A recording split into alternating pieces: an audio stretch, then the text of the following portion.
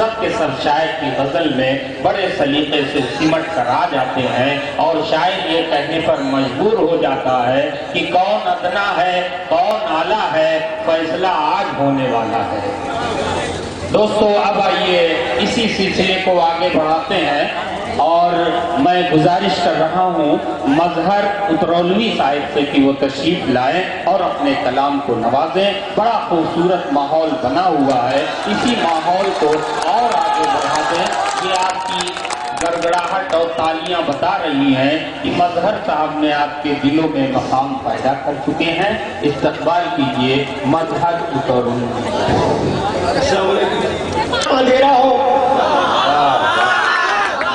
وہ چاہتا ہے چاروں طرف اندھیرا ہو، اور میں چاہتا ہوں چاروں طرف اجالا ہو۔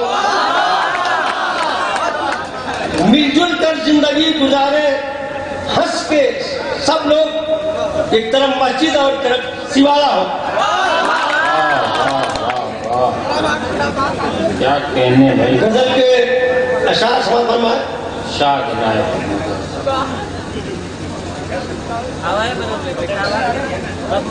نہ شہنشاہ نہ فقیر ہوں میں، نہ شہنشاہ نہ شہنشاہ نہ فقیر ہوں میں، ایک نئے طرح کا امیر ہوں میں۔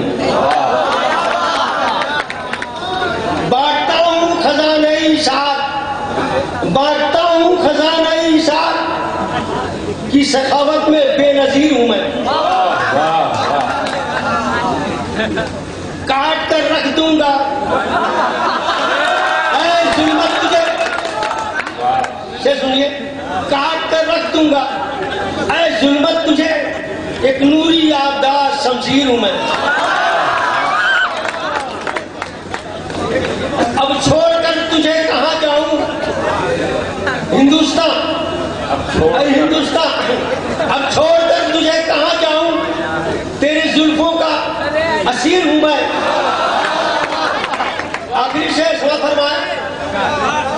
مظہر خلوص و وفا کا پتلا ہوں، مظہر خلوص و وفا کا پتلا ہوں، جس میں ذرا نہ ہو خامی وہی خمیر ہوں میں۔ واہ دوستو، یہ تھے